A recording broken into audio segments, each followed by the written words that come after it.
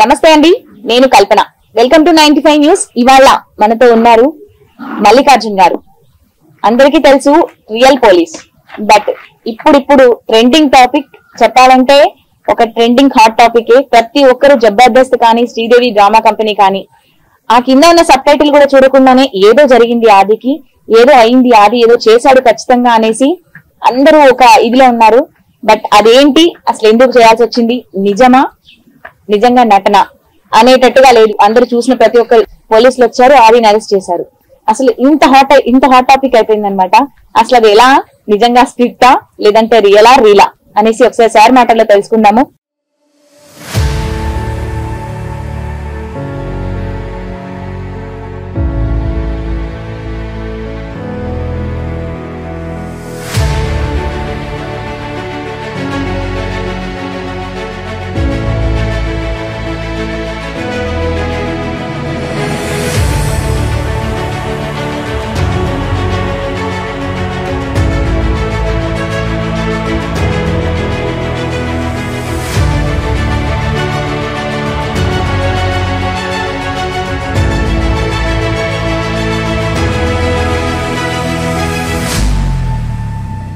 నమస్కారం సార్. నమస్తే. మీరు రియల్ పోలీస్ అనుకుంటున్నారు అందరూ, కానీ కాదు అని చెప్పేసి అందరికి తెలిసింది. రియల్ పోలీస్ లో కూడా ఒక మంచి ఆర్టిస్ట్ ఉన్నారు. సో అసలు అలా ఎలా అంటే మీకు వచ్చిన తాత, లేదంటే మిమ్మల్ని ఎవరైనా అప్రోచ్ అయ్యారా? శ్రీదేవి డ్రామా కంపెనీకి సంబంధించి డైరెక్టర్ శ్రీను అండ్ ప్రసన్న గారు ఉన్నారండి. వాళ్ళు డిస్కషన్ లో బాబు గారితో డిస్కస్ చేశారు. జబర్దస్త్ బాబు గారు, మీకు ఐడియా ఉండి ఉండొచ్చు. జబర్దస్త్ బాబు చాలా ఫేమస్. అయితే ఒక మంచి పోలీస్ ఆఫీసర్ కావాలి, మన స్కిట్ కు కొంచెం హైప్ అవుతుంది, మనం ఈ స్కిట్ అనుకుంటున్నాము. మొత్తం టీం అందరినీ డామినేట్ చేసే విధంగా ఒక ఆఫీసర్ కావాలి. ఎవరున్నారు ఆఫీసర్స్ అంటే చాలా మంది ఉంటారు, కానీ యాక్టర్ గా మనకు భయము, జనుకు అట్లాంటి లేకుండా, ఫియర్ లేకుండా ఒక పర్ఫెక్షన్ చూపించే ఒక పర్సన్, కనిపించని పర్సన్, అది కాక ఒక కొత్త పర్సన్ అయితే బాగుంటది. ఎందుకంటే అందరికి తెలిసిన పర్సన్ అయితే వీళ్ళంతా బేసిక్ గా వేస్తూనే ఉంటారు, డ్రెస్ వేసుకొని యూనిఫామ్ వేసుకొని క్యాచ్ చేసేస్తారు, ఎవరు పబ్లిక్ క్యాచ్ చేసేస్తారు. అలా కాకుండా ఒక పర్సన్, పవర్ఫుల్ పర్సన్ కావాలి, బట్ ఎవరికి తెలియకూడదు అని ఒక వేటలో నాకు కబురు వచ్చింది. బాబు గారు రెఫర్ చేశారు.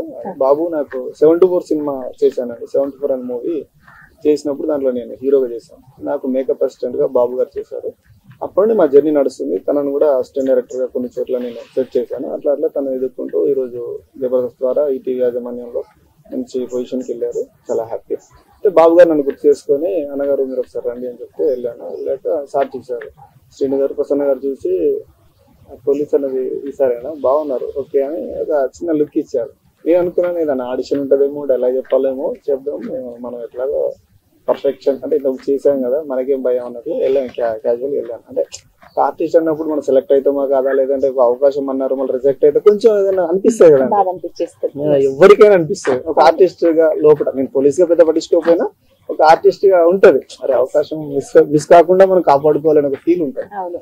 సో అనుకున్నాను. కాకపోతే సార్ వాళ్ళు జస్ట్ చూడగానే, సార్ బాగుంది మీ పోస్టర్, హ్యాపీ అయ్యారు, మీకు మొత్తం చెప్తాము బాబు గారు, ఇంకా సార్తో మాట్లాడేది ఏం లేదు, కన్ఫర్మ్ సార్ ఫిక్స్ అయిపోండి, ఒక టైం చెప్తాను సార్, ఆ టైంకి మీరు వచ్చేయండి అంతే. ఇంకా స్కిట్ కూడా ఏం చెప్పలేదు, లైన్ చెప్తారు సార్, ఒక సస్పెన్స్ ఉంటది, అది వాట్ ఈస్ వాట్ అనేది చెప్తాము, టైం కు మీరు వస్తే అక్కడ మేము ఎక్స్ప్లెయిన్ చేస్తాం అన్నారు. అది క్లోజ్ అయిపోయింది. మీకు యాక్టింగ్ కూడా అవసరం లేదు, ఎందుకంటే బేసిక్ గా మీరు రెగ్యులర్ గా చేసే వర్క్ అలాంటివి మీకు ఎన్నో ఎక్స్పీరియన్స్ అయ్యి ఉంటాయి.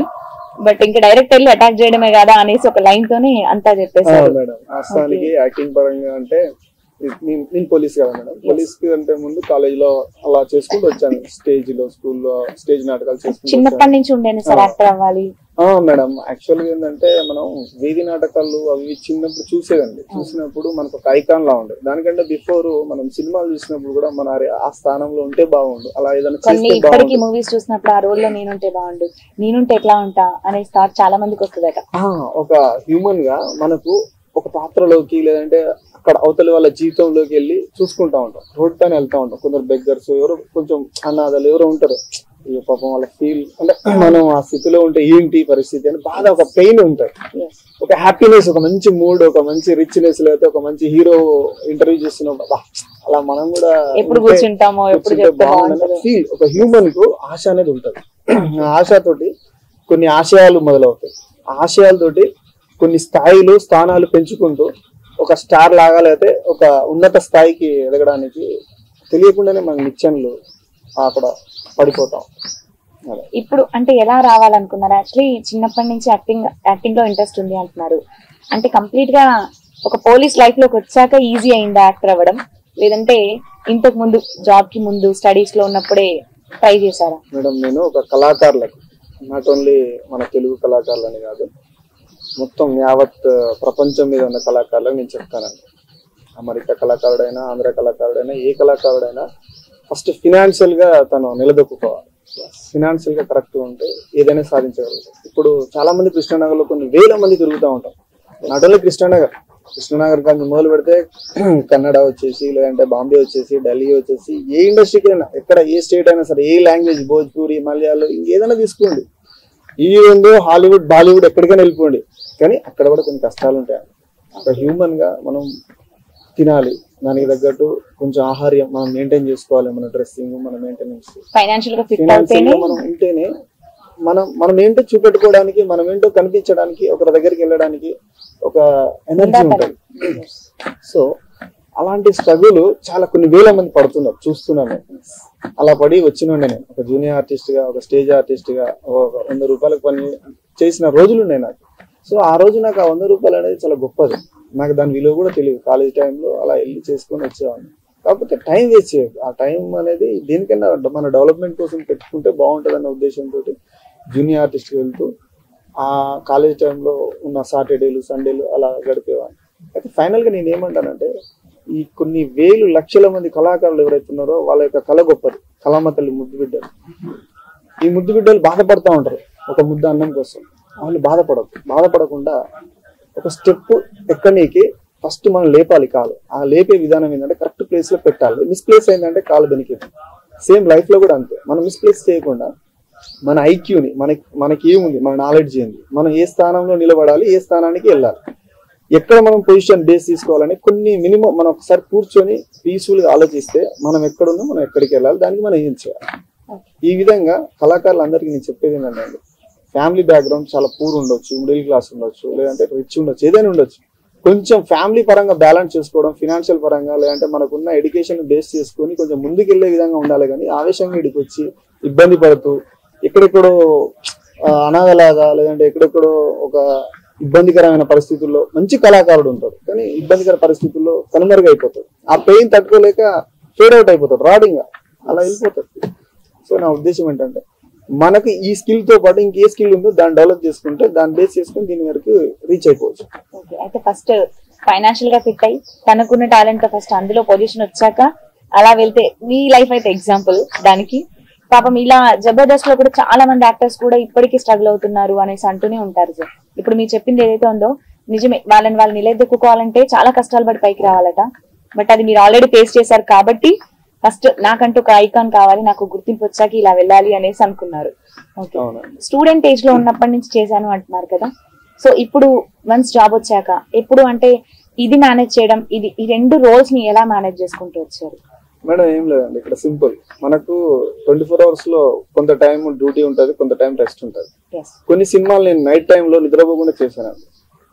నైట్ టైంలో నాకు రెస్ట్ ఉంటుంది, ఆ రెస్ట్ టైంలో పడుకునేవాడిని కాదు, అలా కష్టపడ్డాను. బ్యాలెన్సింగ్ అంటే కొన్ని రోజులు ఉంటాయి కదా మేడం, ఏదో సాటర్డేనో సండేనో లేదంటే ఏదో వీక్ ఆఫ్ ఏదో రెస్ట్ దొరుకుతుంది మేడం. అట్లా మా ఇంట్లో వాళ్ళతోటి, మా అమ్మ నాన్న వాళ్ళతో గడిపే టైం కాస్త నేను పర్సనల్ గా దీనికి కేటాయించేవాడిని, సినిమా పరంగా కేటాయించాను.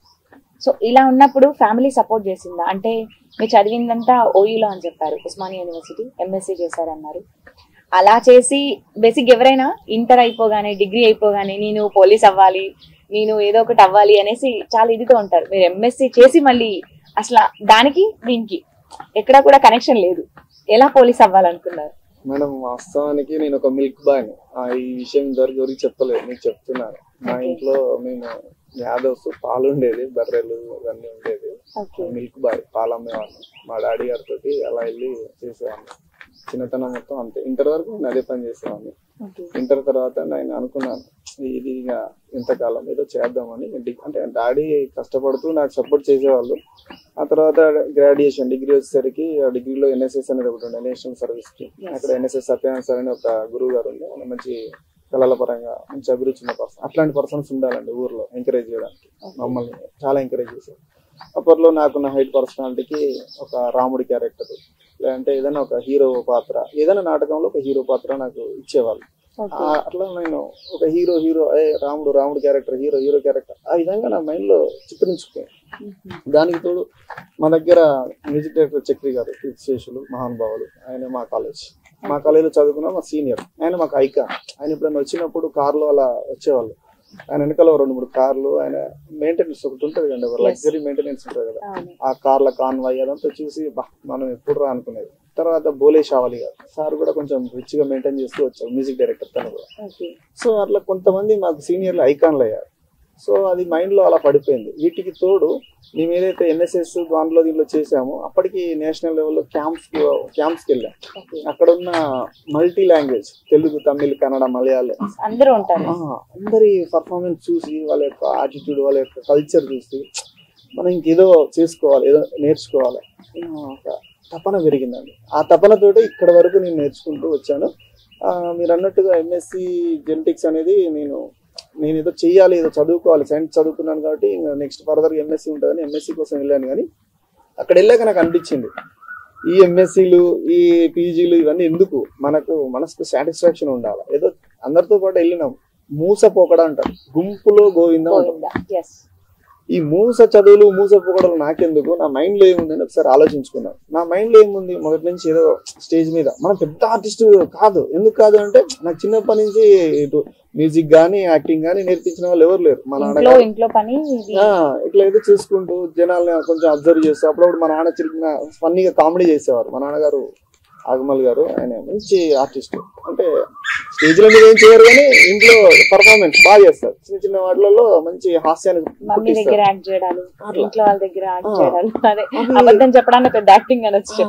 అట్లా చిన్న మైండ్ లోకి వచ్చేసినాయండి. సో ఇవన్నీ పక్కకు పెడితే మనం ఏదో చేయాలన్న ఉద్దేశంతో ఎంఎస్సి కాదు, ఈ 4 గోడల మధ్యలో ల్యాబ్. ఎంఎస్సి అంటే ఏముంటుందంటే ల్యాబ్ ఉంటుంది. ఎంఎస్సి జెనెటిక్స్ నాది. ఈ రీసెర్చ్ వర్క్, ఈ థియరీస్ ఇవన్నీ మనకు అవసరమా అని నాకేమో అనిపించింది, ఏదో చేద్దాం డిఫరెంట్ గా అని. అప్పుడు నేను MA theatre arts Hyderabad central యూనివర్సిటీలో అప్లై చేసుకున్నాను, హెచ్సిలో. అయితే దానికంటే ముందు నేను సినిమా కోర్సు కోసం ట్రై చేశాను. యాక్చువల్ గా మాకున్న నేపథ్యంలో ఆర్థికంగా సినిమా కోర్స్ చేయాలంటే నేను అడయార్ ఫిల్మ్ ఇన్స్టిట్యూట్ వెళ్ళాలి, లేదంటే పూణే ఫిల్మ్ ఇన్స్టిట్యూట్ వెళ్ళాలి, లేదంటే ఇంకేదో స్టేట్ లో వెళ్ళాలి, లేదంటే అబ్రాడ్ కి ఏదైనా అప్లై చేసుకోవాలి. మనకున్న స్తోమతకు ఆ స్థానానికి వెళ్ళలేం మీన్స్ నాకు నాలెడ్జ్ ఉంది, నేను అక్కడ వరకు రూట్ వెళ్ళగలుగుతాను. కాకపోతే నాకు ఇంట్లో సపోర్ట్ ఏంటి, ఏదో ఒక జాబ్ చేసుకున్నా, ఏదో ఎంఎస్సీ చేసుకుంటే లెక్చరర్ అవుతూ తర్వాత సెటిల్ అయిపోతూ, ఆ విధంగానే అలా ఆలోచన ఉండే.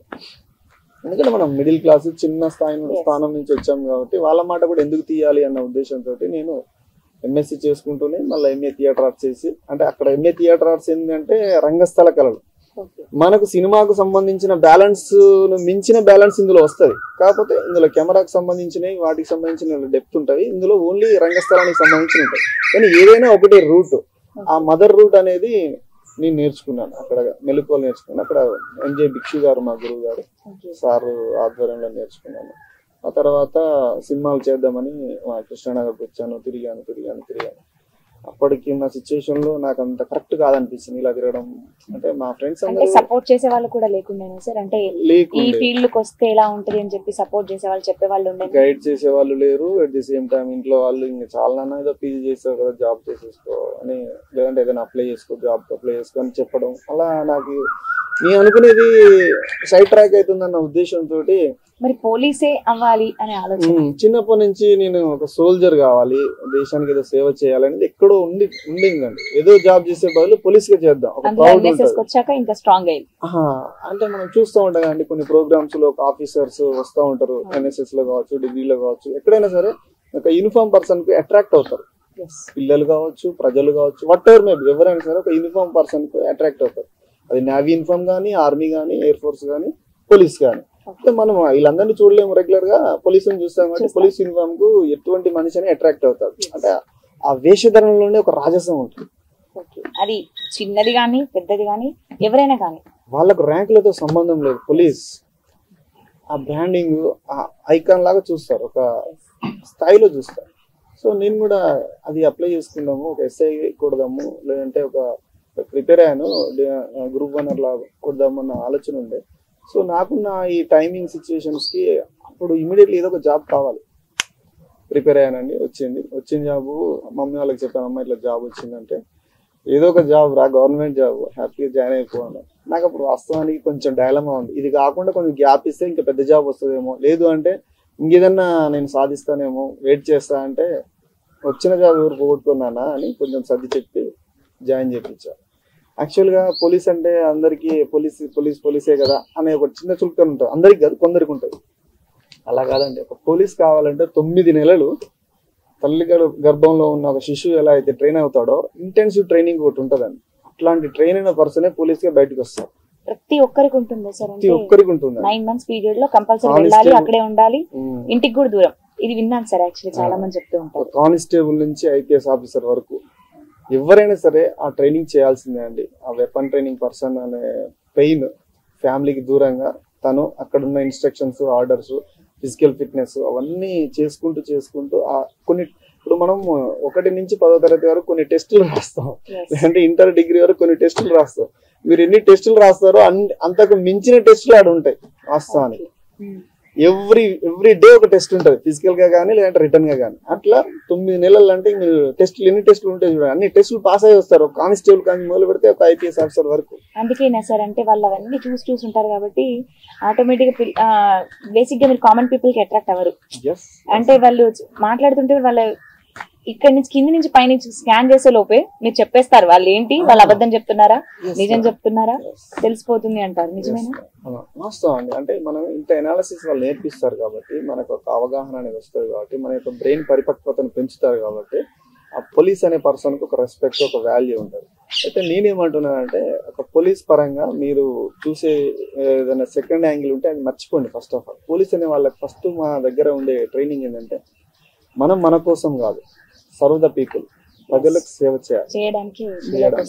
సో ఆ మోటివ్ తోటి మేము ముందుకు వెళ్తా ఉంటాం. ఇప్పుడు నేను యాజ్ అ పోలీస్ గా ఉన్నందుకు చాలా గర్వంగా, హ్యాపీగా ఫీల్ అవుతున్నాను. అట్ ది సేమ్ టైం నేను సొసైటీకి కానీ లేదంటే మీలాంటి మీడియా పెద్దవాళ్ళ ద్వారా కానీ లేకపోతే గొప్ప వాళ్ళ ద్వారా కానీ చెప్పేది ఏంటంటే మేము ప్రజలకు సేవ చేయడానికి వస్తూ ఉంటాం, మా ఫ్యామిలీని వదిలేసి వస్తూ ఉంటాం. సో మీరు కూడా ఎప్పుడో ఒకసారి పెద్ద ప్రజలకు మీరు అందరికీ సేవ చేయాల్సిన అవసరం. మీ చుట్టుపక్కల ఉన్న వాళ్ళకి ఎవరైనా ఆకలి కోసం అలమటించే వాళ్ళు ఉంటారు, అనాథ వాళ్ళు ఉంటారు, తప్పిపోయిన వాళ్ళు ఉంటారు, ఇబ్బంది పడే వాళ్ళు ఉంటారు. వాళ్ళకి కొంచెం మీరు చెదుడు వాదుడుగా ఉంటే అది మీరు చేసే గొప్ప సేవ. మీరే ఒక పోలీస్, సమాజంలో ఉన్న ఒక మామూలు పర్సనే నిజమైన పోలీస్, కామన్ పోలీస్ అంటారు దాన్ని. అలాంటి యొక్క బాధ్యత తీసుకోవాలని నా యొక్క చిన్న ఆశ. ఇప్పుడు ప్రెసెంట్ ఇది చేశారు శ్రీదేవి డ్రామా కంపెనీ. నెక్స్ట్ ఇది ఒక సస్పెన్స్, థ్రిల్లర్, ఒక యాక్షన్ అన్ని కలిసి అందరూ మీ ప్రోమో రిలీజ్ అయిన దగ్గర నుండి ఆ ఎపిసోడ్ వచ్చే వరకు అందరికి ఒక టెన్షన్.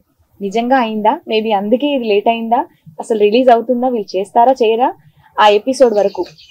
ఎపిసోడ్ లో ఒక భాగం అనేసి మీ స్కిట్. ఈ స్కిట్ లో నిజంగా వీళ్ళందరూ మీరందరూ ఆది చెప్పారా మీకు ఇలా చెయ్యాలి? నిజంగా ఆదికి కూడా షాక్ అయినట్టే. యాక్చువల్లీ ఏ రోల్ చేసినా తను చిన్న స్మైల్ ఉంటుంది సార్, యాక్చువల్లీ ఎక్కడో ఉంటుంది, అది అందరికి డౌట్ వస్తుంది. అది చూడగానే ఇది ఖచ్చితంగా ఫన్నీయే, ఇది కామెడీ స్కిట్ అనేసి. బట్ మీరు చేసిన దాంట్లో స్టార్టింగ్ వస్తేనే కెమెరాస్ అన్ని ఆపేసేయండి, ఇలా వచ్చేసరికి అందరూ నిజంగానే అనుకున్నారు. అయితే మేడం అస్సలు ఇక్కడ ఎవరికి తెలియదు, ఆదికి కూడా తెలీదా? ఆది గారికి అండ్ రామ్ ప్రసాద్ గారికి జస్ట్ ఒక సస్పెన్స్ ఉంటదని తెలిసి ఉండొచ్చు, నాకు కరెక్ట్ తెలియదు, డైరెక్షన్ డిపార్ట్మెంట్ వాళ్ళు చెప్పుండొచ్చు, ఏదన్నా సస్పెన్స్ ఉంటదని చెప్పుండొచ్చు. కానీ పోలీస్ వస్తారు ఇట్లా సో అండ్ సో అని తెలియదు వాళ్ళకి. తెలిసి ఉంటే వాళ్ళు అంత నేచురల్ గా వచ్చేది కాదు, మిగతా వాళ్ళకైతే అస్సలే తెలియదు. ఆది గారు కానీ రామ్ ప్రసాద్ గారు కానీ వాళ్ళకి తెలిసింది అనుకోండి, కానీ వాళ్ళ కోఆపరేషన్ గొప్పది. తెలిస్తే కూడా అంతసేపు స్మైల్ ని లోపల పెట్టుకొని ఓపెన్ అవ్వకుండా అంతసేపు కష్టం. బట్ నిజంగానే చేశారా సార్ మరి వాళ్ళు? ఏదో యాక్సిడెంట్ అయింది, ఆ అమ్మాయి వచ్చి కంప్లైంట్ ఇచ్చింది. అయితే మేడం ఒక కథని కథలాగా చెప్తే ఎవరు వినరండి. కథలో కొన్ని మెలకువలతోటి, కొన్ని హైప్స్, అప్ అండ్ డౌన్స్ తోటి స్టోరీని మనం ఒక ఎక్స్ట్రాడినరీగా చెప్తే వింటారు. సో మనం చూసేది ఎంటర్టైన్మెంట్ కోసం. ఎంటర్టైన్మెంట్ లో చాలా భాగాలు ఉంటాయి, చాలా స్థాయిలు ఉంటాయి. ఒక్కొక్క డైరెక్టర్ ఒక్కొక్క స్థాయిని ఎంచుకొని ఒక్కొక్క లైన్ ను డెవలప్ చేస్తా ఉంటారు. ఇక్కడ నేను చెప్పేది ఏంటంటే వాళ్ళు నాకు చెప్పిన కాన్సెప్ట్ ప్రకారం ఆది గారు సెలబ్రిటీ, సరే నిజంగా జరిగిందంటే తనకి శిక్ష పడతా పడదా? చట్టం ముందు ఎవరైనా సమానమే. ఆది గారైనా లేదంటే ఇంకెవరైనా ఆ స్థానంలో ఉన్న సెలబ్రిటీస్ ఎవరైనా సరే వెనకాల మీకు చట్టం అనేది వచ్చేస్తుంది, మీరు చేసిన తప్పుకు శిక్ష అనేది పడుతుంది అనేది కాన్సెప్ట్. మీరు అది ఏదైనా చేసి వస్తే కూడా ఎవరు మిమ్మల్ని అయితే తప్పించలేరు, మీరు తప్పించుకోలేరు. ఇక్కడ విషయం ఏంటంటే చాలా మంది కామెంట్స్ లో రకరకాలుగా మాట్లాడుతున్నారు. మనం తెలుగు వాళ్ళం, తెలుగు షోలు కావచ్చు, తెలుగు రకరకాల ఏవైతే మాధ్యమాలలో చూస్తున్నామో మనం ఎంటర్టైన్మెంట్ కోసం, ఫన్ కోసం చూస్తున్నాం, లేదా నాలెడ్జ్ కోసం చూస్తున్నాం. మనం చదువుకున్న వాళ్ళం, వచ్చిన చదువును రకరకాల మెసేజ్తో పెట్టడం అది నాకు నచ్చలేదు. సరే, అది వాళ్ళ విఘ్నతకు వదిలేస్తున్నాను. మీరు అందులో మంచిని తీసుకోండి, చెడును వదిలేసేయండి. మీకు నచ్చలేదంటే మొత్తానికి మొత్తం పక్కకు పెట్టేసాను. మిమ్మల్ని ఎవరు చూడండి ఇంటికి తీసుకొచ్చి పెట్టట్లేదు. కాకపోతే మీకు నచ్చితే అందులో ఉన్న మంచిని వెతుక్కోండి. అదొకటి నేను చెప్పగలను. మీరు ఇదంతా చేశాక అక్కడ ఉన్న పూర్ణ గారితో సహా అందరూ షాక్. ఆ స్కిట్ తర్వాత ఇమీడియట్ గా వాళ్ళు రియాక్ట్ అయ్యారా? అంటే ఇది నిజంగా కామెడీ స్కిట్ అని, లేదంటే వాళ్ళు ఇంకా అప్పటికి మీరు అంత అయిపోయాక కూడా ఇంకొక షాక్ లో ఉన్నారా? ప్రస్తుతానికి వాళ్ళు పాపం నిజంగా రియల్ అనుకొని అందరూ షాక్ సార్. ఇలానే పెట్టి సీరియస్ గా ఏమైంది, అసలు నిజంగా ఏమైనా చేసి వచ్చాడా? అది చేస్తే అట్లీస్ట్ వాళ్ళు షూటింగ్ ఆపేయండి అంటే కూడా వాళ్ళు ఎవరు ఆపే సిచ్యువేషన్ లో లేరు. అంటే అది ఒరిజినలా నిజమా అని అందరు ఒక ఇదిలో ఉన్నారు. దానికి తోడు పంచు ప్రసాద్ గారిని లాక్కొచ్చారండి. అంటే తను వచ్చాడు పాపం. వచ్చినప్పుడు నేను లాగినప్పుడు పాపం తను పేషెంట్ నాకు తెలుసు. కాకపోతే నేను కొంచెం కూల్ గా హ్యాండిల్ చేద్దాం అనుకున్నాను. అప్పటికి రాంప్రసాద్ గారు వచ్చి మళ్ళీ ఆయనకి ఏమైనా ప్రాబ్లం అయిద్దాం అని, వద్దులే నేను వస్తున్నాగా తీసుకొస్తున్నా కానీ కాంప్రమైజ్ చేసి పాపం తన షో అయిపోయాక కూడా మీరు అలానే కూర్చొని నిజమా తను ఒక షాక్ లోనే ఉన్నాడు నిజంగా. అట్లా చాలా మంది షాక్ లో ఉన్నారు. నూకరాజ్ గారు, మన చిన్న నరేష్ గారు, అందరు ఎవరికేం షాక్ లో ఉన్నారు. ఇప్పటికి కూడా వాళ్ళు, నేను అంటే మొన్న ఒక సిచ్యువేషన్ లో సెట్కి వెళ్ళాను. సెట్కి వెళ్తే లైట్ బాయ్ కాంచి గుర్తుపడుతున్నారండి. ఇప్పుడు మిమ్మల్ని ఒక లైట్ బాయ్ గా సార్ యాక్చువల్లీ ఆ ప్రోమో రిలీజ్ తో నిజంగా పోలీసా ఆర్టిస్టా అందరికి ఒక డైలమా. అది రివీల్ అయ్యి ఎపిసోడ్ వచ్చే వరకు కూడా అందరికి ఒక డైలమానే. నేను ఇక్కడ మీ దగ్గరికి రావడానికి క్యాంపస్ లోకి వస్తూ పర్మిషన్ తీసుకొని వస్తూ ఉంటే మల్లికార్జున గారి పేరు చెప్పగానే జబర్దస్త్ మల్లికార్జున, శ్రీదేవి డ్రామా అంటే శ్రీదేవి డ్రామా కంపెనీ అని కూడా ఎవరు అనుకోవట్లేదు, జబర్దస్త్ మల్లికార్జున అంటే ఆ బ్రాండ్ మీకు వచ్చేసింది. ఆల్మోస్ట్ మల్లికార్జున్, ఇన్ని రోజులు మల్లికార్జున్ వేరు, ఇప్పుడు ఒక ట్యాగ్ వేసుకొని జబర్దస్త్ మల్లికార్జున్ అనే ట్యాగ్ వరకు వచ్చేసింది. ఒక సెలబ్రిటీ స్టేటస్ అయితే వచ్చేసింది. ఎలా ఫీల్ అవుతున్నారు? చాలా హ్యాపీగా ఫీల్ అవుతున్నానండి. మీరు అడిగిన క్వశ్చన్ లో ఇందాక చెప్పిన దాంట్లో నన్ను వీళ్ళందరూ గుర్తుపెట్టినప్పుడు ఒక ఆనందం. ఇక్కడ మేము కాకి అంటే ఎవరైతే నా కొలీగ్స్ ఉన్నారో చాలా మంది నాకు సపోర్ట్ చేశారు. వాళ్ళందరూ నా స్థానం నుంచి నా సుపీరియర్ ఆఫీసర్స్ వరకు వాళ్ళందరికీ హ్యాట్స్ ఆఫ్ అండి. ఎందుకంటే మనోడు అనే ఒక ఫీలింగ్. ఇప్పుడు మేము అడుగుతూ వచ్చినప్పుడు కూడా మల్లికార్జున కానీ మా మల్లికార్జునే అనేసి పంపించేసారు. గొప్పదండి, ఆశీర్వాదం చాలా గొప్పది. 2 స్టేట్లలో ఉన్న ఎవరైతే పోలీస్ వాళ్ళు ఉన్నారో, ఇంతకుముందు ఉమ్మడి రాష్ట్రంలో ఉన్నప్పుడు కూడా ఆ పోలీస్ తోటి వర్క్ చేశాను కాబట్టి 2 స్టేట్లలో నాకు మంచి అనుచరులు మీన్స్ నా కొలీగ్స్, నా యొక్క ఫ్రెండ్స్, ఆప్తులు ఉన్నారండి. సపోర్ట్ చేశారు, అప్పుడు చేశారు, ఇప్పుడు చేస్తున్నారు. వీళ్ళు కాకుండా ఇప్పుడు వెపన్ ట్రైన్ పర్సన్ ఆ సిఆర్పి గానీ, సిఎస్ఎఫ్ గానీ, బిఎస్ఎఫ్ గానీ, ఆర్మీ వరకు ఇదేదైతే ఉందో నేను చేసిన స్కిట్స్ కానీ లేదంటే నేను మెసేజ్ ఓరియంటెడ్ గా కొన్ని చేద్దామన్న ఉద్దేశంతో ఉన్నాను. పోలీస్ గా అక్కడ వరకు వెళ్తుంది. మన తెలుగు వారు ఎవరైతే ఉన్నారో అక్కడ వరకు వెళ్ళిపోతా ఉంది, ఆర్మీ వరకు వెళ్తా ఉంది, ఆర్మీ, నేవీ, ఎయిర్ ఫోర్స్ వరకు వెళ్తుంది. ఎందుకంటే నాకు సర్కిల్ అక్కడ ఉంది. సో వాళ్ళ వరకు వెళ్తుంది. అట్ ది సేమ్ టైం హెచ్సిలో నేను చదువుకున్నాను కాబట్టి హెచ్సిలో చదువుకున్నప్పుడు నాకు నార్త్ ఇండియన్, సౌత్ ఇండియన్ లో ఫ్రెండ్స్ ఉండేవాళ్ళు. సో అక్కడ ఫ్రెండ్స్ నుంచి కూడా నాకు ఫీడ్బ్యాక్ వస్తుంది. వీళ్ళు కాకుండా ఇరాన్, ఇరాక్, అమెరికాలో కూడా నేను చదువుకున్నప్పుడు అక్కడ నుంచి ఇక్కడ నేర్చుకోవడానికి వచ్చిన ఫ్రెండ్స్ ఉన్నారు నాకు, క్లాస్మేట్స్. వాళ్ళు కూడా నాకు ఫేస్బుక్ లో, దాంట్లో వాట్సాప్ లో నాకు మెసేజ్ పెట్టడం చాలా హ్యాపీగా అనిపిస్తుంది. అందరూ కట్ అయిపోయాం, ఎక్కడో ఉన్నాం, కానీ ఒక చిన్న చిన్న ఇట్లా ఇన్ని రోజులు మల్లికార్జున ఓన్లీ ఆ డిపార్ట్మెంట్ లో ఉన్నాడు, ఆ వర్క్ చేస్తున్నాడు, ఈ వర్క్ చేస్తున్నాడు, అది వేరు, ఇప్పుడు ఉన్న సేమ్ వేరు. Yes ma'am. నా ఫ్రెండ్స్ చాలా మంది పిహెచ్డి చేసి అమెరికాలో సెటిల్ అయ్యారు, ఆస్ట్రేలియాలో సెటిల్ అయ్యారు. వాళ్ళు కూడా నాకు మెసేజ్ చేస్తే డార్లింగ్ చేస్తున్నారు, గుడ్ కీప్ టాకింగ్, ఏదో వాళ్ళకి తోసింది నాకు సలహా, ఐ మీన్ పుషింగ్ ఇస్తున్నారు. చాలా హ్యాపీ, గొప్పది, చాలా గొప్ప. ఆఫీసర్స్ కూడా సపోర్ట్ ఇస్తున్నారు సార్ ఇప్పుడున్న డిపార్ట్మెంట్ లో. వాస్తవానికి నేను ఒక కళాకారుడుగానే ఉన్నానండి, మ్యూజిషియన్ గా ఉన్నాను ఇక్కడ. ప్రెసెంట్ నాకు నేషనల్ లెవెల్లో 2 అడ్వాన్స్ ఇంక్రిమెంట్స్, ఒక సిల్వర్ మెడల్, ఒక 2 lakhs క్యాష్ రివార్డ్ ఉందండి. నేను ఎవ్రీ ఇయర్ నేషనల్ వైడ్ గా మ్యూజిక్ కాంపిటీషన్స్ కి వెళ్తా ఉంటాను. మా డీజీపీ గారు కానీ, మా additional DGP madam Abhilash Bisht madam కానీ, మా సుపీరియర్ ఆఫీసర్ ఎస్పీ గారు, మా కమాండెంట్ సార్ ఉంటారు, సార్ గారు కానీ వీళ్ళందరూ నాకు, మిశ్రా గారు సార్, వీళ్ళందరూ నాకు చాలా సహకారం అందిస్తారు. ఎట్ ది సేమ్ టైమ్ వీళ్ళ ప్రోత్సాహంతో ఇందులో కొన్ని కల్చరల్ ఈవెంట్స్, యాక్టివిటీస్ పోలీస్ పరంగా కూడా మాకు కొన్ని ఉంటాయండి. ఆట విడుపు లాగా అవి అరేంజ్ చేస్తూ ఉంటారు. వీళ్ళు మా యొక్క మంచి చెడులు చూసుకుంటా ఉంటారు. వాళ్ళ సపోర్ట్ ఉంటుంది. వాళ్ళ సపోర్ట్ లేకుండా మీరు ఇక్కడ పర్మిషన్ అండి, ఫస్ట్ పర్మిషన్ అనేది ఒక సపోర్ట్ అండి. దాని తర్వాత మనం ఏం చేస్తాము, ఏదైనా అకేషనల్ పరంగా ఎవరి దగ్గర ఏ టాలెంట్ ఉందో వాళ్ళు కనుక్కుంటారు. కనుక్కొని కల్చరల్ అయితే కల్చరల్, మ్యూజిక్ అయితే మ్యూజిక్, దాని పరంగా ఎంకరేజ్ చేస్తారు. నిజంగా ఇది మాత్రం ఎవరికి తెలియదు ఇప్పటి వరకు.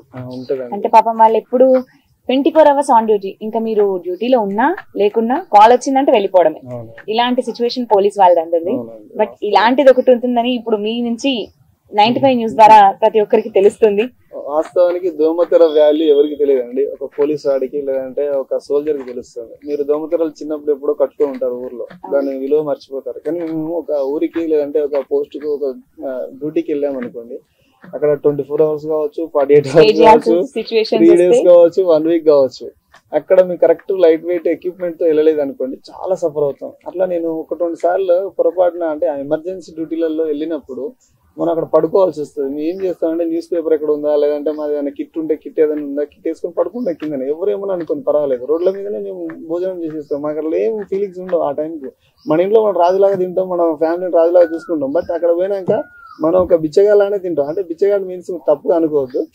అక్కడ ఎటువంటి కల్మషం లేకుండా అందరం అలా ఆ టైం పడుకుంటాం. అయితే మాకు దోమలకే తెలుస్తుంది ఆ బాధ. నిద్రలు ఉండవు, నిద్ర లేని రాత్రులు ఉంటాయి. ఇలా పడుకుంటే మనకి దుప్పట్లు ఉండవు కదండి. అలా ఒకసారి అయితే ఒక 50-60 దోమలు ఇక్కడే ఒక చిన్న హ్యాండ్ చుట్టూ, మీకు ఫోటో తీసి పెట్టాను ఎక్కడో ఉంది. అట్లాంటి పెయిన్ఫుల్ లైఫ్ కూడా ఉంటాయండి. ఇంకో సైడ్ అన్ని ఉంటాయి. కాకపోతే తెలియదు అందరికి, మేము పడే కష్టం ఎవరికి తెలియదు. ఇప్పుడు చాలా సార్లు అన్నం తింటుంటే ఫోన్ వచ్చేది, భోజనం చేస్తుంటే ఫోన్ ఇమీడియట్లీ కడిగేసుకుని వెళ్ళిపోవడం. ఎందుకంటే అంత స్పాట్ గా రెస్పాండ్ కావాలి. రెస్పాండ్ కాకపోతే ఇబ్బందికరంగా ఉంటది. ఎందుకంటే అవతలి వాళ్ళకి, ప్రజలకి ఇబ్బంది ఉంటది. అట్ ది సేమ్ టైం ఉద్యోగ పరంగా మనకు అది కరెక్ట్ కాదనే ఫీలింగ్. చాలా సార్లు అన్నం మీద లేచిపోయిన రోజులు. ఇప్పుడు ఈ ఆఫీసర్ గానే కాకుండా ఇప్పుడున్న ఈ డిపార్ట్మెంట్ లో ఇంకా పై స్థాయికి వెళ్తూ ఇలానే మెయింటైన్ చేస్తూ రావాలనుకుంటున్నారా, లేదంటే ఈ రోల్లో ఇలా 2 మేనేజ్ చేస్తున్నాను చాలు అంటే నెక్స్ట్ ఫ్యూచర్ లో? మేడం ఫ్యూచర్ ఏంటంటే మేడం, ప్రస్తుతానికి ఉన్న లైఫ్ చాలా బాగుంది మేడం. అయితే సోషల్ గా సొసైటీలో మంచి రెస్పెక్ట్, పోలీస్ అనే ఒక స్థాయి, ఖ్యాతి, ఆ గౌరవం చాలా గొప్పదండి. చాలా happy, proud. At the same time ఇప్పుడు సినిమా అనేది ఒక కళాకారుడిగా, మా పోలీసులో కూడా నన్ను కళాకారుడిగా మంచి రెస్పెక్ట్ ఇస్తున్నారు. బయట ఇప్పుడు మనం చేస్తున్న ఈ మాధ్యమం ఏదైతే సినిమా మాధ్యమం కావచ్చు, స్టేజ్ షోలు కావచ్చు, యూట్యూబ్ ద్వారా కావచ్చు, ఇప్పుడు వచ్చిన నా ఫేమ్ దీన్ని కంటిన్యూ చేద్దామని అనుకుంటున్నాను. ఎందుకంటే నాకు మొదటి చిన్నప్పటి నుంచి మీకు చెప్పాను కదండి, ఏమంటే మనం భూమి అంటే నాకు ఇంకొకటి ఉండే అండి, మనం భూమి మీదకి వచ్చాం, ఏదో మనం కాలం గడిపాం మళ్ళీ వెళ్ళిపోయాం అనేటట్టు, పుట్టినాం పెరిగినాం గిట్టినాం అనేది కాకుండా ఏదో సాధించాలా, మనం ఒక స్థాయికి వెళ్ళాలా. ఆ స్థాయికి వెళ్ళగానే మనం చూసుకొని ప్యాకప్ చేయడం కాదు ఈ లైఫ్ లో, 10 మందికి ఇంకేదో చేయాలి అని ఒక డిజైర్ తోటి నేను జర్నీ చేస్తున్నాను. అయితే నాకు ఇక్కడ ఒకటి మొన్న మంచి విషయం ఏంటంటే మేడం, నేను అవకాశాల కోసము చాలా చోట్లకి వెళ్ళాను. అయితే నేను డాన్స్ వేవ్ డాన్స్ అట్లాంటివి చేసి ఉన్నాను నా చిన్నతనం. డాన్స్ వేవ్ డాన్స్ చేశాను, నేషనల్ వైడ్ గా స్కిట్లు, నాటకాలు అవి చేశాను. అయితే మొన్న నాకు ధనరాజ్ గారు, మన టీవేనన్న గారు, ఆర్పి గారు, మా అభి గారు అయితే నన్ను పిలిచి, నాన్న నువ్వు ఒక రోల్ చేయనా, నువ్వు మొన్న ప్రోమోలో చేసావు కదా అని ఒక అవకాశం ఇచ్చారు. సో ఇట్లా నాకు ప్రతి ఒక్కరు టీం సపోర్ట్ చేశారు. వీళ్ళందరికంటే నాకు బాగా సపోర్ట్ చేసింది అంటే రాజమౌళి గారు. అయితే దీన్ని తీసుకెళ్ళింది మాత్రం బాబు గారు. ఇప్పటికీ రాజమౌళి నా క్లాస్మేట్. రాజమౌళి నాకు ఇచ్చే వెన్నుదన్ను చాలా గొప్పగా. నెక్స్ట్ ఇంకా మంచి ఇప్పుడు ప్రజెంట్ వేరే వాటిలో కూడా యాక్ట్ చేస్తున్నారని తెలిసింది, వెబ్ సిరీస్ లో వీటిల్లో. మరి మూవీస్ లో కూడా ఆఫర్ వస్తాయి, వెళ్తారా? తప్పకుండా వెళ్తాను. ఆల్రెడీ చేశానండి, నేను ఇంతకు ముందు ఒక మూవీ చేశాను, మూవీలో హీరోగా చేశాను. అప్పటి వరకు మల్లికార్జున గారు ఎవరికి తెలియదు. ఇప్పుడున్న మల్లికార్జున గారు ప్రతి ఒక్కరికి తెలుసు. ఎపిసోడ్ చూడటమే కాదు, ఎపిసోడ్ చూసి పిల్లలు కూడా చిన్న గ్రూప్ డిస్కషన్ పెట్టుకుంటే ఈ రోజు వచ్చి ఇది అయిందంట తెలుసా నీకు, పోలీస్ అతను వచ్చాడు తెలుసా నీకు, ఇలా కూడా జరిగింది. సో ఇప్పుడున్న మల్లికార్జున వేరు. సో అది మా అపార్ట్మెంట్ నుంచి స్టార్ట్ అయిందని చెప్పుకోవచ్చు నేనైతే. మీకు తెలియదేమో బట్ బయట అంత ఫేమ్ వచ్చేసింది సార్ ఆల్మోస్ట్. అవునండి, వాస్తవం. ఇన్ని కోట్ల తెలుగు ప్రజలు కావచ్చు, ఆడియన్స్ కావచ్చు, ఒక ఎంటర్టైన్మెంట్ కు వాళ్ళు ఎంత రెస్పెక్ట్ ఇచ్చే వాళ్ళు, ఎంత అంటే ప్రతి ఒక్కరికి ఒక స్ట్రెస్ రిలీఫ్ చెప్పాలంటే ఆ షోస్ అన్ని కూడా. అందులో మళ్ళీ ఇలాంటి సస్పెన్స్ థ్రిల్లర్ నెక్స్ట్ ఏం జరుగుతుంది ఆ ఎపిసోడ్ వచ్చే వరకు రివీల్ కాదు కదా, ఆ టెన్షన్ ఇంకా ఇది ఉంటది. ఒక తెలుగు వాడిగా ఇట్లాంటి ఒక పాపులర్ షోలో నేను కనిపించడం నాకు చాలా గర్వంగా ఉందండి, చాలా హ్యాపీగా ఉంది. అంటే ఇదంతా చెప్పారు కదా ఇప్పుడు జరిగింది ఇదంతా, మిమ్మల్ని ఆ స్కిట్ కోసం ముందే మీరు రిహార్సల్ చేయడం ఇవన్నీ ఏమైనా జరిగిందే సార్? యాక్చువల్ గా మేడం మాకు ఇచ్చిన సిచ్యుయేషన్ వేరు. మీరు అన్నట్టు ఫస్ట్ ఓపెన్ గా ఇంతవరకు సీక్రెట్ చెప్పలేదు, కానీ చెప్తున్నాను, ఆల్రెడీ రివీల్ అయిపోయింది కాబట్టి. ఫస్ట్ అమ్మాయి కేసులోనే సార్ని మేము ఆది సార్ని మేము అరెస్ట్ చేయడము లేదంటే ఏదో చేయడము ఉన్నది. మాకు ఆ లైన్ ఇచ్చారు, ఆది గారు అమ్మాయిని చీట్ చేశారు అనుకోండి, దాంట్లో మీరు ఏం చేస్తారో చేయండి అంతే టాస్క్. దానికి డైలాగ్ ఏం లేవు, మీరు ఏం చేస్తారో చేసుకోండి, మీకు ఆల్రెడీ ఎక్స్పీరియన్స్. అలా ఇచ్చారు మనకు టాస్క్. అయితే ఆన్ ది స్పాట్ లో అమ్మాయి సీన్ అయిపోయింది. అక్కడ వాళ్ళకి ఉంటాయండి ఆన్ ది స్పాట్ లో ఏం పంచ్ వస్తే తెలియదు, కొన్ని స్పాంటనియస్ డైలాగులలో అప్ అండ్ డౌన్స్ ఉంటాయి. అయితే అక్కడ నాకు చిన్న స్కిట్ చేంజ్ అండి. ఇప్పుడు అమ్మాయి తోటి సిచ్యువేషన్ ప్రాబ్లం కాదు, యాక్సిడెంట్ చేసి వచ్చారు, యాక్సిడెంట్ బేస్ చేసుకొని మీరు చేసేయండి అని ప్రసాద్ బండి డ్రైవింగ్ చేసింది ఆది. బాబు గారు వచ్చేసి అన్నగారు లైన్ చేంజ్ అయిందండి, అది వదిలేసేయండి, ఈ లైన్కి వచ్చేసాను. మేము అప్పటికి ఏం చేసాము, అమ్మాయి అంటే ఇంకా సెక్షన్లు ఉంటాయి కదండి, ఆ సెక్షన్లన్నీ మెమరీ చేసుకుని ఈ సెక్షన్ అనే కేసులు వేద్దాము అని మేము సెక్షన్ రెడీ చేస్తున్నాం. సెక్షన్ల విషయాలు ఏం వద్దనే గారు, మనకి ఇప్పుడు వచ్చేసి బండి నెంబర్ ఒకటి ఇస్తాను, ఆ నెంబర్ మీద మీరు ఫైర్ అయిపోండి అంటే నేను చూస్తాను. ఫైనల్లీ రివీల్ అయితే అయ్యింది, అందరికి ఒక సస్పెన్స్ నుంచి ఒక తెర పడిందని చెప్పుకోవాలి. సార్ నెక్స్ట్ ఇప్పుడు ఫ్యూచర్ లో మేడం అంటే మీరు అక్కడ స్టూడెంట్ లెవెల్ నుంచి కూడా ఆర్టిస్ట్ గానే వద్దాం అనుకున్నారు. ఇప్పుడు ఇంట్లో వాళ్ళు ఎలా ఫీల్ అవుతారు? చూసారా ఇంట్లో వాళ్ళు చూసారు, చెప్పారా మీరు ముందే వెళ్తున్నాను ఇలా చేస్తున్నాను అనేసి ఏమన్నా చెప్పారా? అయితే మేడం మా ఇంట్లో వాళ్ళకి పాపం ఏం చెప్పట్లేనండి. ఎందుకు చెప్పట్లేనంటే మనం ఏంది అనేది ఒక స్థాయికి వెళ్ళి నిరూపించుకునేంత వరకు పోతున్నాలే చేస్తున్నాలే అన్నట్టే ఉంటే తప్ప మనం క్లారిటీ ఇవ్వలేము. అంటే మనం అంత చెప్పుకోదగ్గ ప్రాజెక్టులు ఇంకా చేయలేదు మేడం. కాబట్టి ఇది చెప్పుకోదగ్గ ప్రాజెక్ట్ కాదు, నేను చెప్పాల్సిన అవసరం లేకుండానే వచ్చిన తెలిసిపోయింది.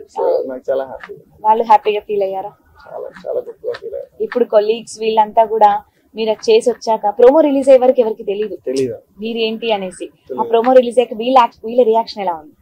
చాలా హ్యాపీగా ఉందండి, చాలా గొప్పగా ఉంది. దానికి తోడు మీలాంటి మీడియా సహకారంతో కొన్ని ఇంటర్వ్యూలు జరుగుతున్నాయి. నేను ఎవరు ఏంటి అనేది చాలా మంది, కొన్ని కోట్ల మందికి క్వశ్చన్ మార్క్ ఉన్నాను, అసలు ఎవరు అతను. మీ నేటివ్ ప్లేస్ ఎక్కడ సార్? యాక్చువల్లీ మేడం అది మహబూబాబాద్ అండి, ఉమ్మడి వరంగల్ జిల్లా. మహబూబాబాద్ మా పుట్టిన స్థలము.